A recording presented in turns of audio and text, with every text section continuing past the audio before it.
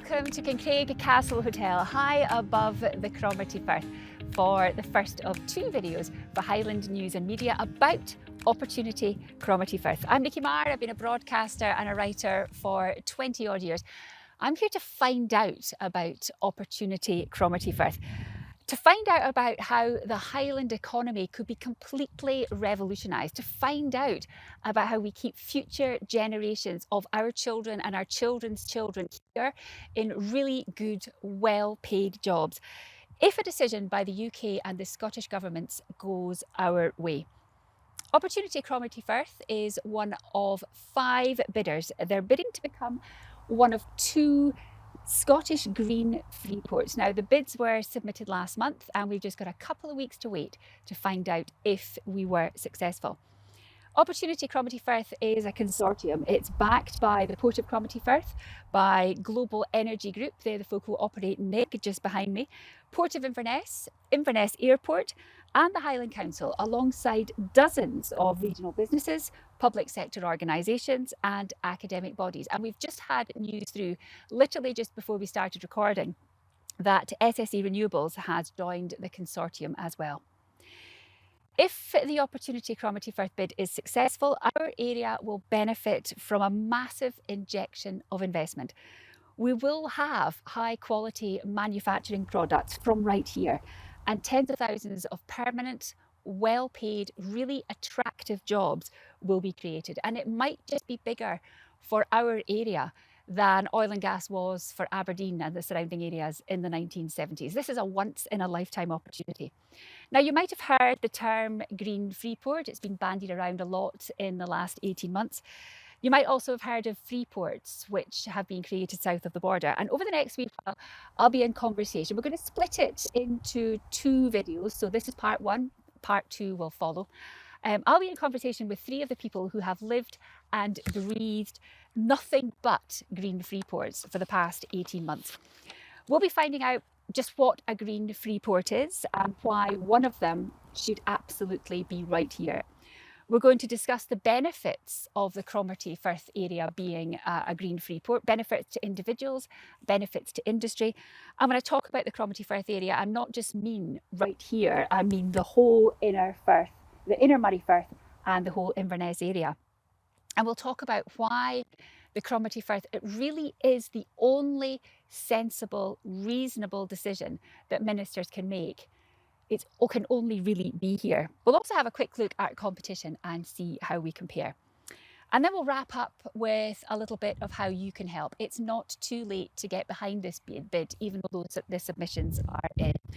We really need everyone to get behind it so that the levelling up can happen to give this area the boost it so richly needs and deserves. So I'm no expert in any of this. I'm just here to ask the questions. But luckily we have with me 3 people who have been living and breathing this bid for Opportunity Cromarty Firth for the last 18 months and more. And their job is to answer all the questions. We have Steve Chisholm, who is Director of Operations and Innovation at Global Energy Group. Welcome, Steve. Thanks for joining us. Joanne Alday, Senior Executive at Port of Cromarty Firth. Nice to see you, Joanne. And Derek Loudon, who is the Chair of Highland Council's Corporate Resources Committee. Thank you very much for joining us, Derek. And I'm guessing that you all know each other very well, given that you've been working together on this bid. We're going to start with you, Joanne, and I'm going to start with the absolute basics. So tell us in layman's terms, for somebody who may never have heard of a green freeport before, what one is and why we want one here. So freeports were an initiative of the UK government initially, and they opened the competition in England a couple of years ago, and they announced 8 freeports in England last year, and now the competition has come to Scotland. The 2 governments are working together, and Scottish government wanted a bigger focus on the net zero and transition to to adapt to climate change, so it became a green freeport in Scotland, slightly different initiative. But a really clever package of tax reliefs, customs benefits that is designed to attract large-scale manufacturing companies to set up in the UK rather than setting up abroad. So there are 4 key objectives. The main one is levelling up. The first one is levelling up. This is a levelling up initiative about spreading opportunity around the country. They also wanted to create global hubs of trade and investment, and this really was a post-Brexit initiative as well. They wanted to speed the progress towards net zero.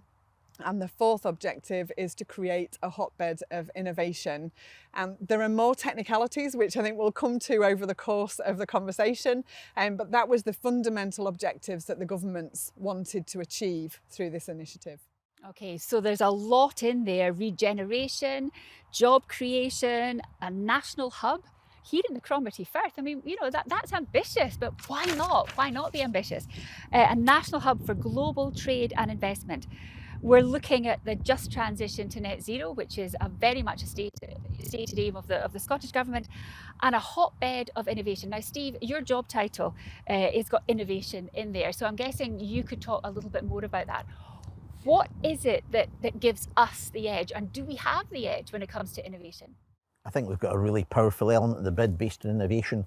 We've created literally a powerhouse of innovation. It's been formed as a spin out from UHI well over a year ago now, so it's not something that's just been put in place in the last few minutes. And innovation is absolutely critical to creating that hub of manufacturing and making it competitive for the future. We know we can't compete with the low labour costs that come from the Far East, China and the Middle East, but Scotland has got a centuries tradition of invention and innovation, and what we can be is the most competitive centre in the world for building out these massive structures, whether it's processes in hydrogen, nuclear or in offshore wind, and particularly in floating offshore wind. If we can bring these emerging technologies and robotics and new welding processes and digital modelling, lots of these innovations talk to every aspect of these energy sectors, we can then provide those structures at a competitive price in a way that not only lets us fill the demand that's here in the UK, but we can go out on the Highlands and all those associated with bid can then be competitive on a world stage as well. And that's where global comes in. That's where we are looking to make the Cromarty Firth the heart of a global organisation, a global movement towards, well, more renewable energy. Yeah, I mean, Global as a company has been one of the UK's largest fabricators by capacity for more than a decade now, but it's having to make this transition from making large one-off structures from oil and gas into the serial production of dozens, maybe more than 100 of the same structure for renewables, and do so in a very competitive way. So we have to take the manufacturing sciences that were in the automotive industry, same ideas that went behind creating competitive car plants, making the same thing but very cheaply, very quickly, and take it into the world of renewables. So we've been focusing our R&D efforts into new welding processes, looking at using robotics to do the building of very complex structures. It's difficult to take some of these structures and get them right first time, but of course in the digital world we can use virtual reality, we can model them, we can play around on a digital screen, make the mistakes there, and then take that refined solution, that expert solution, to the real world. So in a nutshell, the jobs are not all going to be getting your fingers dirty jobs. There's real opportunities for design, development, innovation, digital jobs, and so on and so on. And we'll come to some of that. Yeah, we'll come to that. Back to the bid, Joanne. We've not forgotten that you're here, Derek. Who is making the decision? Because it was supposed to be Michael Gove and Kate Forbes, but I don't know what's happening in Westminster, and Kate Forbes is off having a baby just now. Do we know who's making the decision and when it might be made? So we believe that Greg Clark has taken over Michael Gove's role and that he will be making the decision on behalf of Michael Gove. Alistair Jack and Scotland Office are also involved very much in the decision, and John Swinney is now taking over Kate Forbes' remit as Finance Secretary. So we think they're the key decision makers as it stands at the moment, and the latest information from the Greenport team received this week is that the decision will still be announced in the summer. We're not sure if it's going to be a Boris Johnson announcement or whether it's going to be Scottish Government or whether it's going to be a new Prime Minister announcement, but we're certainly hoping that we will hear in August or September. And does it matter who is making the decision? I mean, is this good news or bad news that there's a change in the decision makers, or is it irrelevant and it's out of our hands now? Well, we hope obviously it's an open and transparent process. There's a very well-defined scoring system behind the bids, and our understanding is that it will be the civil servants in government who will initially look at the bids, and then they will put their information and they'll gather evidence and they'll put a pack of information to the ministers to make that decision. So I guess it would perhaps be more disruptive if it was the special advisors and the political supporters and as I say, the civil servants that had changed, because we've been working with them throughout, and obviously we've been sharing information as the bid has developed and as the projects that we're working on have developed. So it's a little more challenging that there's a change at the top, although Greg Clark is from BEIS, so the Department for Business and Energy and Industrial Strategy, so he will understand the industrial side of it, and we hope that certainly is a big benefit. And John Swinney is very familiar with the region, and Alistair Jack has recently been to Teesside, so he's seen the freeport actually in operation. Freeport there, and can see the benefits that it would bring here. And of course they should all be singing from that same levelling up hymn sheet, but who knows. Now you've obviously got to know each other really well. Where did the sort of ambition to put Cromarty Firth on the map and put a bid in for Opportunity Firth for Cromarty come from? Whose idea was that, or did you all sit round in a bar one night and say, well, what do you think?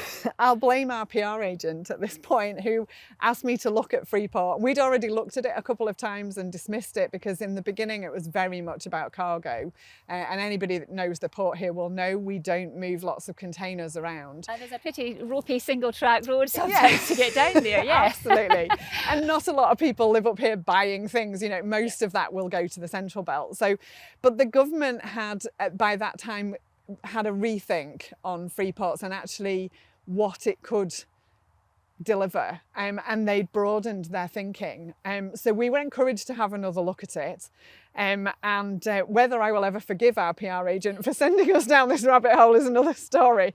But the first thing I did was speak to Global, and also called Highlands and Islands Enterprise and say, look, we've had a look at this new initiative and the remodelled version, and we actually think there's something in it for us in light of what's coming down the tracks.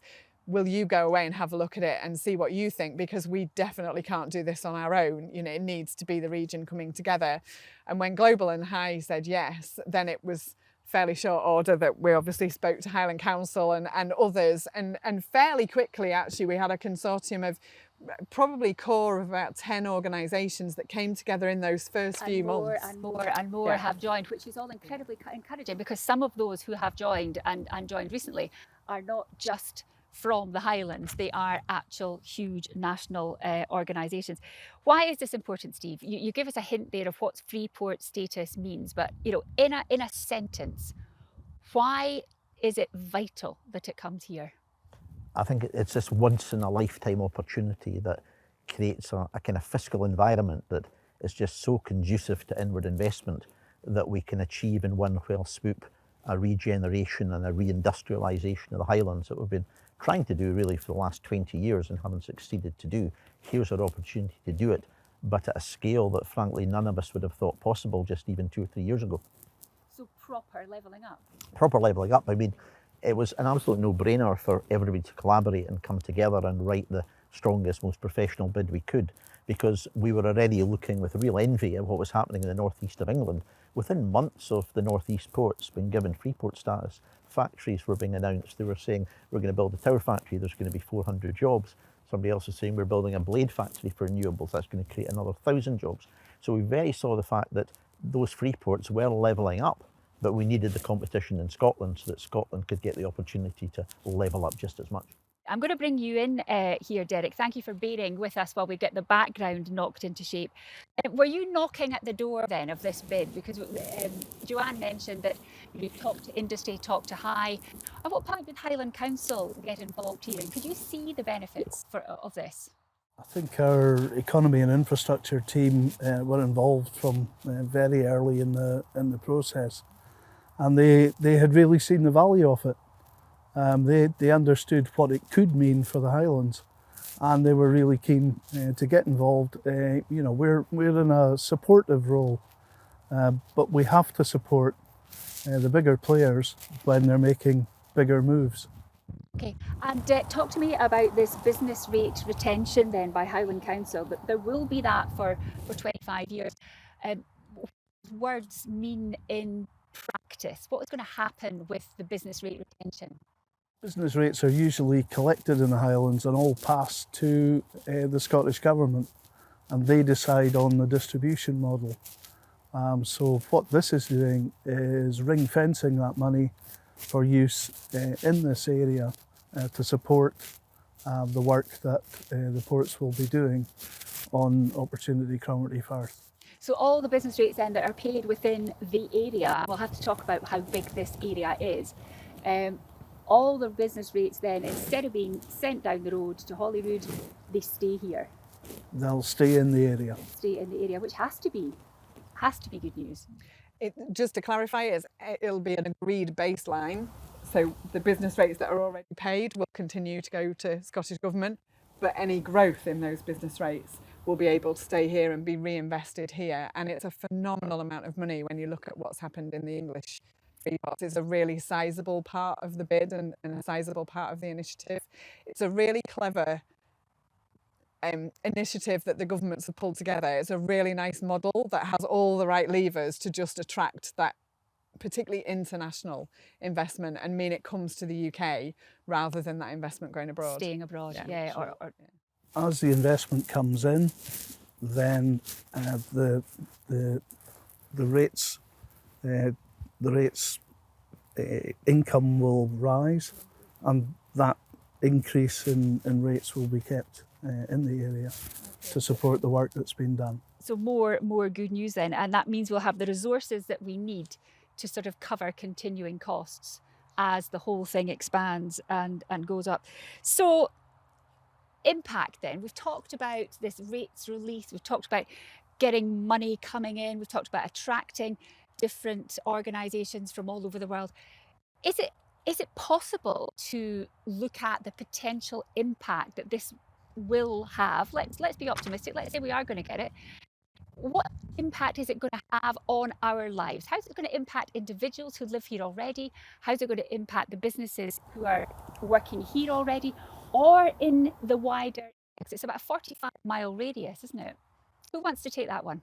I'm quite happy to take that one. Then. We actually, as the consortium, we undertook a socioeconomic analysis, an initial analysis to look into exactly that. And it is quite difficult to get a handle on numbers when you're looking at job numbers and things like that, because of course oil and gas is declining at the same time as renewables is picking up. So you have to try and bear that in mind. Transition, isn't it? Absolutely. Yeah. And some of this investment is coming to the region anyway. These projects, these offshore wind projects are going to be built. It's a question of how big a part of the pie can Scotland have and the UK have. So we employed a company called Bigger Economics, who are an independent socioeconomic consultancy, to look at what difference could green freeport status make in the Cromarty Firth. And the figures that they came up with and that were submitted with the bid were 25,000 jobs. About 15,000 of those would be here, which obviously in the Highlands is a vast number of jobs, and about 2.6 billion in private investment as well. And some of that is investment that wouldn't happen without green freeport, and some of it is 2.6 billion of private investments. This is in addition to what the government are going to put in. Yeah. This is private companies saying, we want green freeport to be there and we will increase our investment, make an investment. Some of them will accelerate investments if we were to become a green freeport. So obviously just transformational amount of money. Now, I'm going to pick you up on that phrase. You said you've got other companies, global companies saying we want a green freeport to be there. When you're saying there, are we talking Scotland? Because there are going to be two anyway, and there are 5 bidders. Or when they say there, is it that they're talking to and they want to be here, right here in the Cromarty Firth? I'm delighted to say that we have a letter from industry which has been signed by 13 offshore wind developers and consortia and hydrogen developers as well, who all have put their brands to the fact this is the only location that can build out at the pace and scale that they need to meet the climate change objectives, the net zero objectives, as well as the local content, so UK content of manufacturing. And they're not saying this is the best location, they're saying this is the only location. And this is multinational companies. So you're can talking, you name names? Absolutely, you're talking Shell, Scottish Power Renewables, Falk Renewables, Blue Float Energy, West Orkney Wind Farm, you know, Vattenfall, Fred Olsen, you name it, their Ocean Winds, yeah. It's all of the people pretty much who've won ScotWind sites off our shores from a very wide distance, who are all saying this is the only place where green freeport should happen. And many of them are supporting our bid exclusively. They're not supporting other bids. So it begs the question then, and I have to ask it, but I don't know if I really want to know the answer. What happens if it doesn't go our way? Then the manufacturing will go abroad, is the simple answer. Much of the manufacturing will happen abroad because we won't be able to compete. And that's why industry are so worried. And I'll let Steve jump in as well, because Steve and I both have very similar conversations with these offshore wind developers and hydrogen developers. I think what happens if it doesn't here obviously doesn't bear thinking about, but the first thing is the governments are likely to fail in their net zero target, because to build out from where we are today to just 50 gigawatts of offshore wind power by 2030. What is 50 gigawatts? 50, well, if you take it that a gigawatt is effectively power for 1 million homes, Okay. that's a good yardstick. So 50 gigawatts is electricity powering 50 million homes, massive amount of power. But of course, that's a fundamental stable part of the government's energy security strategy. They need to see power being generated through green means to give us security of power going forward for decades to come. You need deep water facilities. You know, this isn't a sales pitch from Opportunity Cromarty Firth. You know, governments and industry have commissioned academic and scientific reports, economic reports that say where should we site our manufacturing hubs for building out the infrastructure. Every single report that's independently published says it's out here, it's out there. Now, So why have they even made this a competition? well, I think the scale of it is something that requires more than one port across the UK to actually meet the scale of the target for net zero that's set. Vastly ambitious targets for 2030 and beyond. But when you look at floating wind as being such a large part, ScotWind, round where Crown Estate auctioned the seabed around the coast of Scotland for renewable power, something like 14.6 gigawatts out of 25. 14.6 gigawatts, that's 14.6 4 million household electricity come from floating wind, and all of the floating wind in Scotland comes around the coasts of the Highlands and Islands, and most of it's on our doorstep. More than a dozen of these sites sit literally within a stone's throw of where we are in the Cromarty Firth. So it needs deep water, it needs land that can manage heavy loads. All the reasons in terms of access, suitability, water depth that led Churchill to bring the Navy fleet here in 1912 are the same that brought the oil industry here in the 1970s, are now telling the world that this is where renewables needs to come for the next generation, the next few decades to come. All the attributes are here, the natural resources are on our doorstep. We've got a can-do mindset in the Highlands. We're ready and waiting to build the factories. If we don't get them, we think government will fail on their targets. We'll miss a lifetime opportunity to get this renaissance in manufacturing that could bring these thousands of jobs back.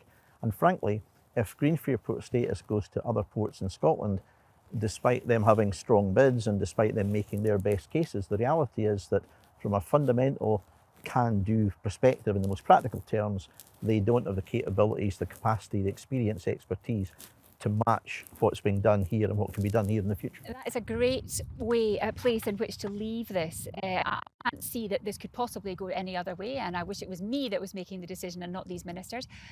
Let's wrap this for now. I've got plenty more questions to ask. I want to talk about skills. I want to talk about opportunities for local people. I want to talk about where this could fly to. But in the meantime, let's wrap this up just now, and we will record another video which will be with you on all the Highland News and Media sites just in a couple of days. In the meantime, can I ask you just to leave me with a short sentence of why this is vital? And I'm going to come to you first, Derek. I think in terms of the net zero agenda, if the UK and Scotland want to produce hydrogen at scale, I think this is the only place in the country they can do it. We've got a huge amount of spare capacity in our electricity network. You won't find that in any other part of the UK. Okay, so we have the capacity and we are the only one that can help the country get to net zero. We're the only place that we can produce hydrogen at scale. Thank you, Derek. Joanne? For me, it should come here because industry demands that it comes here. They've said we're the only place. So this really is a decision between what business wants and what politicians might want. And, you know, I hope that industry wins out and business wins out because they've given this bid the strongest endorsement. I think, you know, for governments, we've got a history of manufacturing in offshore wind, in renewables. We're leading the field in hydrogen. So in energy security terms, it's going to give the government what they want. But for centuries, we've suffered from depopulation in the Highlands. And if this is truly about levelling up, then you consider other areas like Aberdeen, Edinburgh, whatever. Nobody has suffered the level of depopulation that we have. We were also the most badly hit during COVID. This is their opportunity to level up in a way that's not been achieved in decades. We shouldn't miss it. I am totally sold. What can I do to help? Is it too late if I want to do something to say? I mean, obviously I'm right behind and I'll shout that from the rooftops. Is there anything that people who are watching this and suddenly thinking, whoa, I had no idea that this opportunity was on our doorstep? Anything that people can do, Joanne?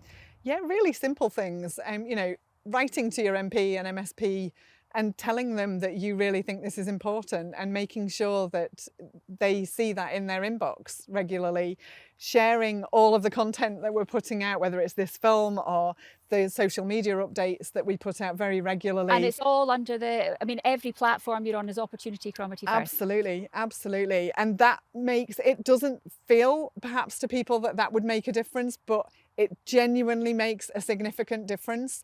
The politicians now need to know how important this is to our communities. They know it's important to business. They know it's important politically because all of our politicians have come together and supported the bid. People now need to hear from our communities to say, this is really important and we're backing it. There we go, over to you. They've done their bit. They've worked together for the last 18 months to get a terrific bid in. They have absolutely done everything they can to get the support from industry, from politicians, and cross-party support. How often does that happen? And they have achieved that. So it's down to us now to share all these posts, share this video, share and get your views out there, let your MSP, your MP know how you feel. I've got loads more questions. Join us again and watch part 2 just in a wee while. Thanks very much.